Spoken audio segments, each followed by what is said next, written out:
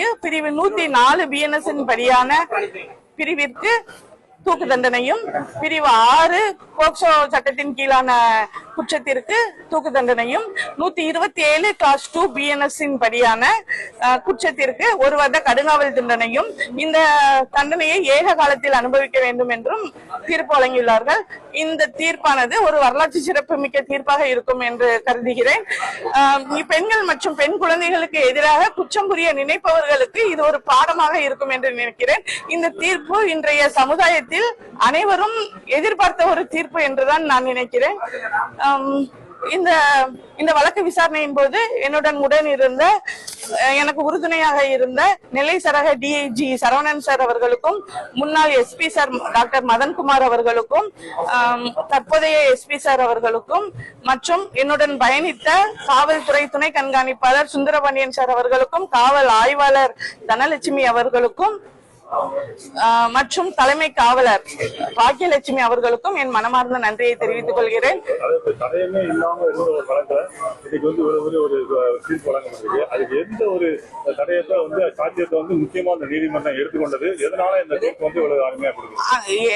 எதிரிக்கு இந்த வழக்கில் சம்பந்தம் இருப்பது சம்பந்தமாக CDR அனலைசஸ் மற்றும் CCTV ஃபுட்டேஜ் அனலைசஸ் செய்யப்பட்டு அதன் அடிப்படையில் குற்றவாளி கைது செய்யப்பட்டுள்ளார்.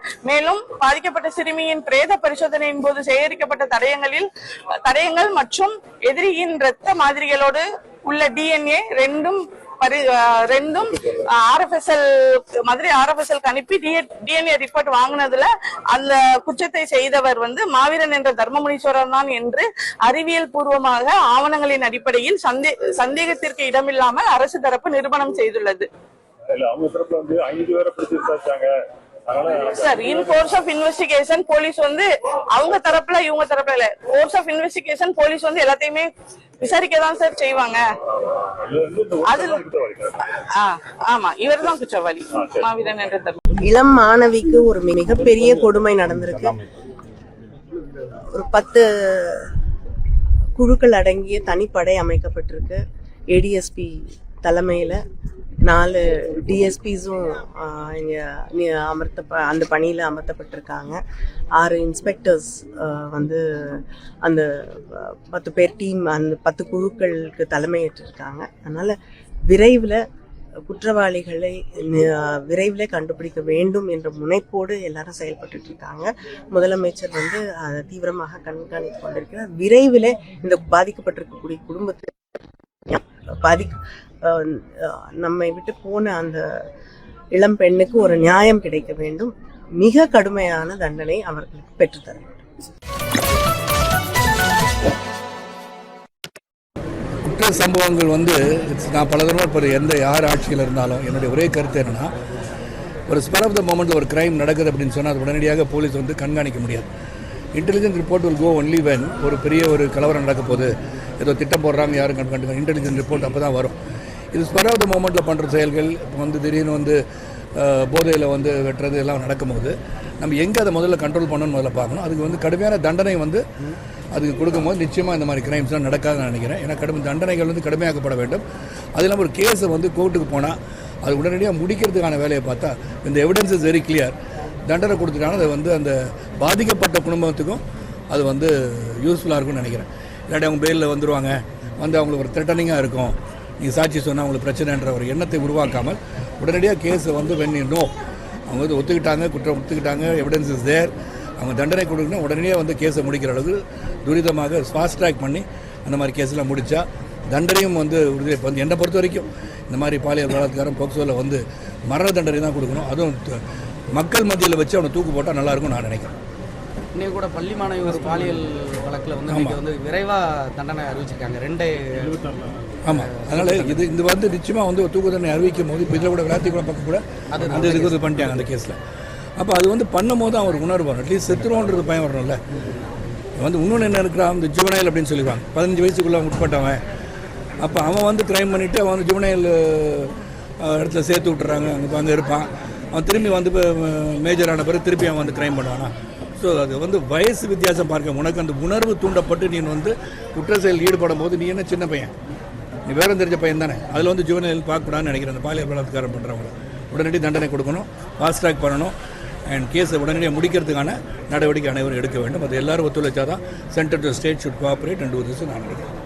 ತಮಿಳುನಾಡಿನ ಕೊಯಮತ್ತೂರಿನಲ್ಲಿ 10 ವರ್ಷದ ಬಾಲಕಿ ಮೇಲೆ ಅತ್ಯಾಚಾರ ಕೊಲೆಯಾಗಿರುವ ಪ್ರಕರಣಕ್ಕೆ ಸಂಬಂಧಿಸಿದಂತೆ ಮಾಧ್ಯಮಗಳಿಗೆ ಮಾಹಿತಿ ನೀಡುವ ಪ್ರೆಸ್ ಮೀಟ್ನಲ್ಲಿ ಹಿರಿಯ ಪೊಲೀಸ್ ಅಧಿಕಾರಿಗಳು ಲಲ್ಲೆ ಹಾಕಿರುವ ವಿಡಿಯೋ ಸಾಮಾಜಿಕ ಜಾಲತಾಣಗಳಲ್ಲಿ ವೈರಲ್ ಆಗ್ತಿದ್ದು, ಇದಕ್ಕೆ ವ್ಯಾಪಕ ಜನಾಕ್ರೋಶ ವ್ಯಕ್ತವಾಗ್ತಾ ಇದೆ. ಹೌದು, ಬಾಲಕಿಯ ಅತ್ಯಾಚಾರ ಹಾಗೂ ಕೊಲೆ ಪ್ರಕರಣ ಕುರಿತು ಮಾಧ್ಯಮಗಳಿಗೆ ಮಾಹಿತಿ ನೀಡುವ ಮುನ್ನ ಪೊಲೀಸ್ ಮಹಾನಿರ್ದೇಶಕಿ ಅಂದರೆ ಕೊಯಮತ್ತೂರಿನ ಪಶ್ಚಿಮ ವಲಯದ ಪೊಲೀಸ್ ಮಹಾನಿರ್ದೇಶಕಿ IGP RV ರಮ್ಯಾ ಭಾರತಿ ಜೊತೆಗೆ ಇತರ ಅಧಿಕಾರಿಗಳು ನಗುತ್ತಾ ಇರುವ ವಿಡಿಯೋ ಸಾಕಷ್ಟು ವೈರಲ್ ಆಗ್ತಾ ಇರುವಂಥದ್ದು. ಈ ವಿಡಿಯೋ ವೈರಲ್ ಆಗ್ತಿದ್ದಂತೆ RV ರಮ್ಯಾ ಭಾರತಿ ವಿರುದ್ಧ ಸಾಮಾಜಿಕ ಜಾಲತಾಣದಲ್ಲಿ ತೀವ್ರ ಟೀಕೆಗಳು ಕೇಳಿಬರುತ್ತಿವೆ. ಬಾಲಕಿ ಮೇಲಿನ ಲೈಂಗಿಕ ದೌರ್ಜನ್ಯ ಮತ್ತು ಕೊಲೆ ಪ್ರಕರಣದ ಮಾಹಿತಿ ನೀಡುವಾಗ ಪೊಲೀಸರು ಗಂಭೀರವಾಗಿರಲಿಲ್ಲ ಎಂದು ಹಲವಾರು ನೆಟ್ಟಿಗರು ಆರೋಪಿಸಿದ್ದಾರೆ. ಪೊಲೀಸ್ ಅಧಿಕಾರಿಗಳ ನಡವಳಿಕೆ ಮತ್ತು ಅವರ ಸಮಯವನ್ನು ಅನೇಕ ನೆಟ್ಟಿಗರು ಪ್ರಶ್ನಿಸಿದ್ದಾರೆ. ಯಾವ ಸಂದರ್ಭದಲ್ಲಿ ಹೇಗೆ ನಡೆದುಕೊಳ್ಳಬೇಕು ಎನ್ನುವ ಕನಿಷ್ಠ ಜ್ಞಾನವೂ ಇಲ್ಲದಾಯಿತೆ ಎಂದು ಆಕ್ರೋಶ ವ್ಯಕ್ತಪಡಿಸಿದ್ದಾರೆ. ಇನ್ನು ಈ ವಿಡಿಯೋ ಮಹಿಳೆಯರು ಮತ್ತು ಮಕ್ಕಳ ಮೇಲಿನ ಅಪರಾಧಗಳನ್ನು ಒಳಗೊಂಡ ಪ್ರಕರಣಗಳನ್ನು ನಿರ್ವಹಿಸುವಾಗ ಪೊಲೀಸರ ಸೂಕ್ಷ್ಮತೆ ಮತ್ತು ವೃತ್ತಿಪರತೆಯ ಬಗ್ಗೆ ವ್ಯಾಪಕವಾದ ಗಂಭೀರ ಪ್ರಶ್ನೆಗಳನ್ನು ಹುಟ್ಟುಹಾಕುವಂತೆ ಮಾಡಿದೆ. ಇದು ನಿಜವಾದ ಭಾರತೀಯ ಪೊಲೀಸರನ್ನ ಜೊತೆಗೆ ತಮಿಳುನಾಡಿನ ಪೊಲೀಸರನ್ನ ಯಾವ ರೀತಿಯಾಗಿ ಕಾಣಬೇಕು ಅನ್ನೋದು ಸಾಕಷ್ಟು ಇಲ್ಲಿ ಪ್ರಶ್ನೆ ಮೂಡ್ತಾ ಇದೆ ಅನ್ನೋದು ಕಮೆಂಟ್ಗಳಲ್ಲಿ ವ್ಯಕ್ತವಾಗ್ತಾ ಇದೆ. ನಾವು ಸಿನಿಮಾಗಳಲ್ಲಿ ನೋಡುವುದು ಕೇವಲ ಕಥೆಗಳಲ್ಲಿ ನೋಡುವುದು ರಫ್ ಆ್ಯಂಡ್ ಟಫ್ ಪೊಲೀಸ್ ಆಫೀಸರ್ಗಳು, ಮಾನವೀಯತೆಯುಳ್ಳ ಪೊಲೀಸ್ ಆಫೀಸರ್ಗಳು ಎಂದು ನೆಟ್ಟಿಗರು ತಮ್ಮ ಕಮೆಂಟ್ಗಳನ್ನು ಹಾಕ್ತಾ ಇದ್ದಾರೆ. ಒಂದು ಗಂಭೀರವಾದ ಪ್ರಕರಣದ ಸುದ್ದಿಗೋಷ್ಠಿ ಅಥವಾ ಮಾಹಿತಿಯನ್ನು ನೀಡುವ ಸಂದರ್ಭದಲ್ಲಿ ಸಾರ್ವಜನಿಕವಾಗಿ ಯಾವ ರೀತಿಯಾಗಿ ವರ್ತಿಸಬೇಕು ಎನ್ನುವ ಕನಿಷ್ಠ ಜ್ಞಾನವು ಈ ಪೊಲೀಸ್ ಅಧಿಕಾರಿಗಳಿಗೆ ಇಲ್ಲದಾಯಿತೆ ಎಂಬ ಪ್ರಶ್ನೆಯು ಮೂಡ್ತಾ ಇದೆ. ಹೀಗಾಗಿ ಇಂಥವರ ವಿರುದ್ಧ ಮುಖ್ಯಮಂತ್ರಿ ವಿಜಯ್ ಅವರು ನೇರವಾಗಿ ಕಠಿಣ ಕ್ರಮ ಕೈಗೊಳ್ಳಬೇಕೆಂದು ನೆಟ್ಟಿಗರು ಒತ್ತಾಯಿಸುತ್ತಿದ್ದಾರೆ. ಇನ್ನು ಪ್ರಕರಣದ ವಿವರವನ್ನು ನೋಡೋದಾದರೆ, ಕೊಯಮತ್ತೂರಿನ ಸುಲೂರು ಬಳಿ 10 ವರ್ಷದ ಬಾಲಕಿ ಮೇಲಿನ ಅತ್ಯಾಚಾರ ಹಾಗೂ ಕೊಲೆ ಪ್ರಕರಣ ತಮಿಳುನಾಡಿನಾದ್ಯಂತ ತೀವ್ರ ಆಕ್ರೋಶಕ್ಕೆ ಕಾರಣವಾಗಿದೆ. ತ್ವರಿತಗತಿಯಲ್ಲಿ ವಿಚಾರಣೆ ನಡೆಸಿ ಕ್ರಮ ಕೈಗೊಳ್ಳಲಾಗುವುದು ಎಂದು ಮುಖ್ಯಮಂತ್ರಿ ವಿಜಯ್ ಭರವಸೆ ನೀಡಿದ್ದಾರೆ. ಅಲ್ಲದೆ ಪ್ರಕರಣಕ್ಕೆ ಸಂಬಂಧಪಟ್ಟಂತೆ 2 ಆರೋಪಿಗಳನ್ನು ಸಹ ಬಂಧಿಸಿದ್ದಾರೆ. ಆದರೆ ಇದೆಲ್ಲವೂ ನಡೆದರೂ ಸಹ ಪೊಲೀಸ್ ಅಧಿಕಾರಿಗಳು, ಅದರಲ್ಲಿ ಮಹಿಳಾ ಪೊಲೀಸ್ ಅಧಿಕಾರಿಯ ನಡವಳಿಕೆ, ಅವರ ವರ್ತನೆ, ಅವರ ಚಟುವಟಿಕೆಗಳು ಸಾಕಷ್ಟು ಸಾರ್ವಜನಿಕ ವಲಯದಲ್ಲಿ ಚರ್ಚೆಗೆ ಗ್ರಾಸವಾಗಿರುವಂಥದ್ದು.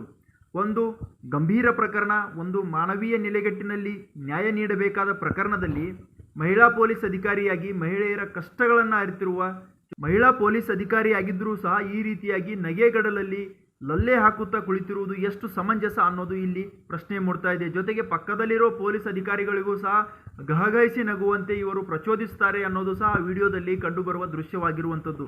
ಹೀಗಾಗಿ ಈ ವಿಡಿಯೋ ಕುರಿತಂತೆ ಈಗಾಗಲೇ ಸಾಕಷ್ಟು ಸಾಮಾಜಿಕ ಜಾಲತಾಣಗಳಲ್ಲಿ ಆಕ್ರೋಶ ವ್ಯಕ್ತವಾಗ್ತಾ ಇದೆ, ಟೀಕೆಗಳು ಬರ್ತಾ ಇದ್ದಾವೆ. ಇಂಥವರ ವಿರುದ್ಧ ಕಠಿಣ ಕ್ರಮ ಕೈಗೊಳ್ಳಬೇಕು ಎಂಬ ಒತ್ತಾಯಗಳು ಸಹ ಕೇಳಿ ಬರ್ತಾ ಇರುವಂಥದ್ದು. ಈ ಕಾರಣಕ್ಕಾಗಿಯೇ ಮುಖ್ಯಮಂತ್ರಿ ವಿಜಯ್ ಅವರು ಈ ಕುರಿತು ಈ ಪ್ರಕರಣದ ಸಂಪೂರ್ಣ ತನಿಖೆಗಾಗಿ ಆದೇಶಿಸಿರುವಂಥದ್ದು. ಜೊತೆಗೆ ತ್ವರಿತ ನ್ಯಾಯ ಸಿಗುವ ನಿಟ್ಟಿನಲ್ಲಿ ಎಲ್ಲ ಕ್ರಮ ಕೈಗೊಳ್ಳುವಂತೆ ಪೊಲೀಸ್ ಅಧಿಕಾರಿಗಳಿಗೆ ಮಾಹಿತಿಯನ್ನು ರವಾನಿಸಿರುವಂಥದ್ದು, ಸೂಚನೆಯನ್ನು ನೀಡಿರುವಂಥದ್ದು.